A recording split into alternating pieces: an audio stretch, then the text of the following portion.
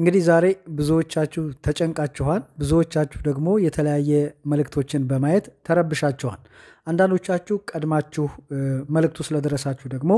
ምንም ያልመሰላችሁ ወይም ደግሞ ያልተደናገጣችሁ ሰዎች ትኖራላችሁ በአብዛኛው ግን ምንድነው የሚል ያላወቁ ያልሰሙ ልጆች በስልካችን እንደዚህ አይነት የሚጮህ መልእክት መጣ አላርም መጣ ምናምን የሚል ጥያቄ ጠይቃችኋል እንግዲህ ዛሬ ከቀኑ 7 ሰዓት ጀምሮ በተለያዩ ደቂቃዎች ልዩነት በሁላችንም ስልክ ላይ ቀፎ ላይ ሲም ካርድ ባለውም ሲም ካርድ በሌለውም ይሄ አላርም እንግዲህ ተልኳል ምንድነው ዓላማው ምንድነው ለምንድነው የሚለው እንግዲህ ዝርዝር ማብራሪያ ምንም የምናውቀው ነገር የለም ግን አንዳንድ የተሳሳቱ መረጃዎች ደግሞ እያየሁ ነበር በተለይ በቲክቶክ በፌስቡክም አንዳንድ ፖስት የተደረጉ ነገሮችን አይቻለሁ ህጋዊና ህግ ያልሆነው ለመለየት ነው ህገወጦችን ለመያዝ ነው ብዙ ነገር እንደዚህ አይነት መልእክቶችን ተጋርተው አይቻለሁ ማለት ነው እነዚህ ምንም የተባለ ነገር የለም ለምን እንደሆነ ማንም ምንም የሚያውቅ የለም ስለዚህ አትደናገጡ አትረበሹ ያን ያህል ብዙም የሚያስፈራና የሚያስጨንቅ ነገር አይደለም ምንም ነገር የለውም ብዙዎቻችሁ በዚህ ስለተደናገጣችሁ ማለት ነው ሌላው ወደ ሁለተኛው መረጃ የሳልፍ እንግዲህ በተለይ ይሄ የምህረት አዋጅ ተሰጥቶ ከጠለቤት የጠፋችሁ ሰዎች ኢቃማ እንድታሰሩ የ6 ወር ጊዜ መሰጠቱ የሚታወስ ነው እንግዲህ ያነ የ6 ወር ጊዜ ሊጠናቀቅ በጣት የሚቆጠሩ ቀናቶች ነው የቀሩት ግፋቢል ወይ 8 ቀን ወይ 7 ቀን አካባቢ ነው የቀረው ማለት ነው ስለዚህ ወደፊት ምን ይፈጠራል ይሄ ጊዜ ይራዘማን ወይስ አይራዘምም የሚለውን እንግዲህ የተገለጸ ነገር የለም የሚራዘምም ከሆነ ደግሞ በሳውዲ መንግስት እንዲሁም ደግሞ በቆንስላ ጽፈት ቤቶች በኩል መራዘሙ ስለሚነገር እሱን መከታተል ያስፈልጋል ማለት ነው እንግዲህ ሁለተኛው መረጃ ይሄን ይመስላል ሌላው ወደ ሶስተኛው ስንሄድ እንግዲህ በተለይ ወደ በህገ ወጥ መንገድ ወደ ሳውዲ አረቢያ የሚመጡ ዜጎችን በተመለከተ ወደ ህጋዊ መስመር ለማስገባት የሚሰሩ ስራዎች እጅግ በርካታ ናቸው እያያችሁት ነው በተለይ እዚህ ሀገር ገብተው ወደ ህገወጥ የዞሩትን ወደ ህጋዊ መንገድ ለመመለስ በጣም ትልቅ ሰፊ ስራ ሲሰራ ቆይቷል እንግዲህ አሁን ከላይ እንደነገርኳችሁም ይሄ የ6 ወር ጊዜ ካለቀ በኋላ ምን አይነት ደግሞ አዲስ አዋጅ ይመጣን የሚለው ደግሞ ሁላችንም በጉጉት የምንጠብቀው ነው አንድ ነገር መናገር የምፈልገው ግን ፓስፖርት ወደዚህ ወደ ሳውዲ አረቢያ በህጋዊ መንገድ ያልገባችሁ እዚሁ ሀገር ላይ ሆነን የመኖሪያ ፍቃድ እናገኛለን የሚለውን ተስፋ ቆረጡት አይሆንም እሱ መቼም የሚሆን አይደለም ሊሆንም አይችልም ሊሆን እንኳን ቢችል በዚህ ከሳውዲ ወደ ሀገራችሁ ገብታችሁ አሻራ ሳይዛችሁ መልሳችሁ የምትገቡበት መንገድ ከተመቻቸ ብቻ እንጂ እዚህ ሆናችሁ ግን እናገኘን የሚል ተስፋ ካላችሁ እሱን እርሱት ማለት ነው ሌላው እንግዲህ በረራን በተመለከተ ነው እንግዲህ በረራን በተመለከተ ስለ በረራ ከመናገሬ በፊት ግን በተለይ በዚህ ወር ውስጥ እጅግ በርካታ ሰዎች መያዛቸው ይታወሳል እጅግ በርካታ ሰዎች ወደ እስር ቤት የገቡበት ሁኔታ ነው ያለው በጣም ብዙ በተለይ በመካ በጅዳ እንዲሁም ደግሞ በመዲና አካባቢ ላይ በርከት ያሉ ሰዎች ተይዘዋል እንደተቀለላ ግን ወደ 20 ምናምን ሺህ አካባቢ ተይዘዋል ከዚህ ውስጥ እንግዲህ ግማሽ ያህሉ የኛ ኢትዮጵያኖችና ሌሎቹ ደግሞ የመናዊ እንደሆኑ ነው የተነገረው ስለዚህ እባካችሁ ጥንቃቄ አድርጉ በተለይ ደግሞ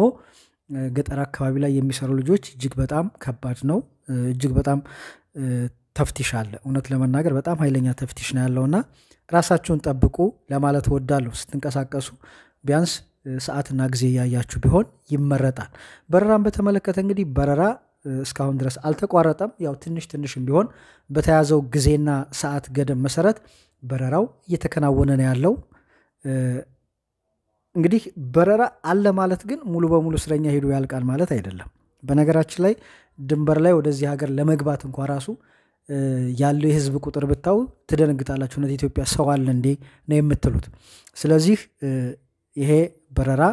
ባለበት እንደቀጠለ ነው ማለት ነው ሌላው እንግዲህ በሰሞኑ አንድ ኢትዮጵያዊ የአንድ ሳውዲ ዜጋ ነፍስ ማጥፋቱ ይታወሳል ከዛ ጋር በተገናኘም አንዳንድ ነገር ማለት ፈልጋለሁ በነገራችን ላይ እዚህ ሀገር ላይ ስንኖር የሀገሪቱን ህግና ስነ ስርዓት ማክበር አለብን በነገራችን ላይ እያንዳንዳችሁ ፓስፖርት ላይ ታችሁት ከሆነ ከጀርባው ላይ ወደ ሳውዲ አረቢያ የትኛውንም አደንዛዥ እጽ ወይም ደግሞ የሚያሰክር ነገር ይዞ መግባት በሞት ያስቀጣን ይላል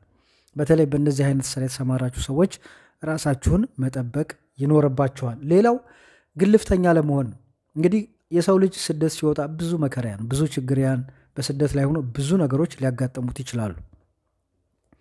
የመብት ጥሰት ሊሆን ይችላል፣ መሰደብ ሊሆን ይችላል፣ መመታት ሊሆን ይችላል፣ ብዙ ነገር ሊያጋጥመው ይችላል። ግን እነዛን ነገሮች ችሎ ማሳለፍ ወይንም ደግሞ ያንን ቦታ ወይም ደግሞ ከዛ ሰውዬ ጋር ያለውን ነገር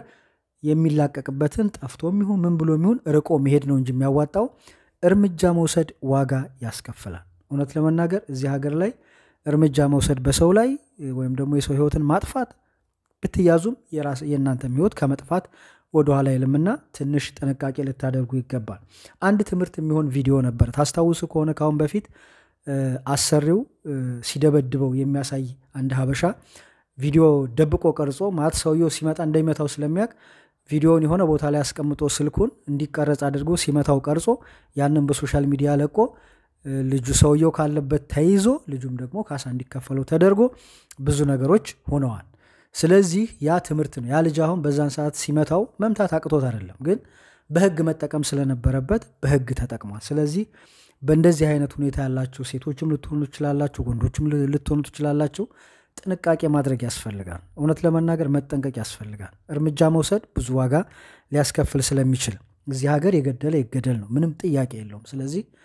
ለትንሽ ለጊዜያዊ ንዴት ወይም ደግሞ ለጊዜያዊ ብስጭት ብላችሁ የምትወስዱት እርምጃ ህይወትን ሊያሳጣ ስለሚችል እባካችሁ ጥንቃቄ እንድታደርጉ እጠይቃለሁ ማለት ነው። እንግዲህ የተወደዳችሁና የተከበራችሁ የጆሲ ሚዲያ ቤተሰቦች ለዛሬ ብታዳምጧቸው ያልኳቸው አጫጭር መረጃዎች እነዚህ ነበሩ። ሸር ላይክ ማድረግ እንዳይረሳ። እውነት ለመናገር ዩቲዩብ ቻናሌ ለሰዎች ተደራሽ እየሆነ አይደለም። ላይክ ማድረግ አትዘንጉ። በተለይ ላይክ ማድረግ ጥቅም አለው። ጥቅሙ ገንዘብ ማግኘት ሳይሆን ላይክ ባደረጋችሁ ቁጥር ቪዲዮ ተወዷን ተብሎ ስለሚታሰብ ለብዙ ሰዎች እንዲዳረስ ይሆናል ማለት ነው። በተረፈ በጣም ወዳችኋለሁ። ነገ በተመሳሳይ ቪዲዮ ተመልሰን እስከምንገናኝ በያላችሁበት ሰላማችሁ ብዛምላችሁ። እኔም ጆሲ ነኝ ከጆሲ ሚዲያ። መልካም ምሽት።